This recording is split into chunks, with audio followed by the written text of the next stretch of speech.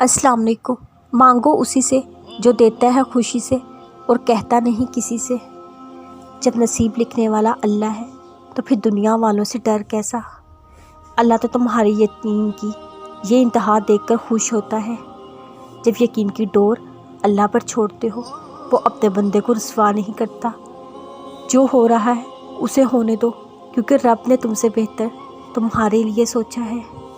دعا کی قبولیت میں اگر تم پر آزمائش آئی ہوئی ہے تو یقین رکھو جتنی تکلیف تم اس وقت اٹھا رہے ہو اس سے بھی زیادہ خوبصورت طریقے سے تمہاری دعا قبول ہوگی۔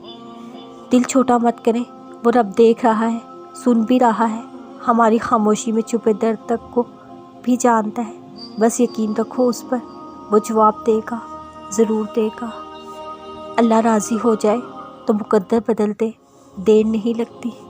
صبر کرو اور پھر صبر کے کرشمے دیکھو۔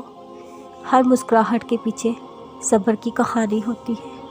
جتنا تم میں صبر ہوگا اتنا تمہاری دعاؤں میں اثر ہوگا۔ صبر سے کام کیے جاؤ، تمہارا صبر اللہ ہی کی توفیق سے ہے۔ صبر اور تحمل سے اس کے کن کا انتظار کریں، شکوے نہ کریں۔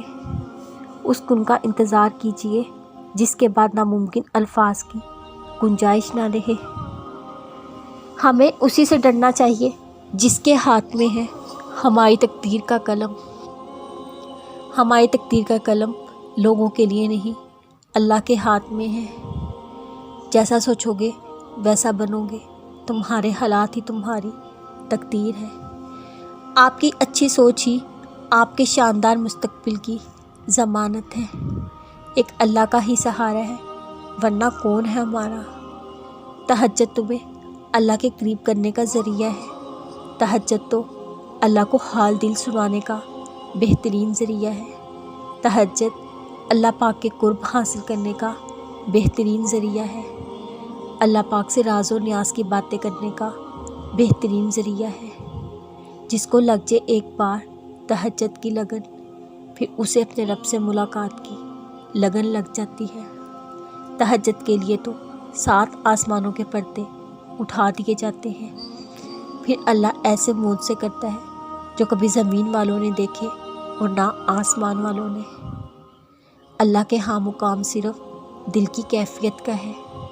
دعائیں وہ پھول ہیں جو زندگی کی پریشانی میں آسانی اور کامیابی کی خوشبو بکھیرتی ہے۔ دکھاوے کی خوبیاں خامیوں سے بھی بدتر ہوتی ہیں۔ میں نے اپنی زندگی سے یہی سیکھا۔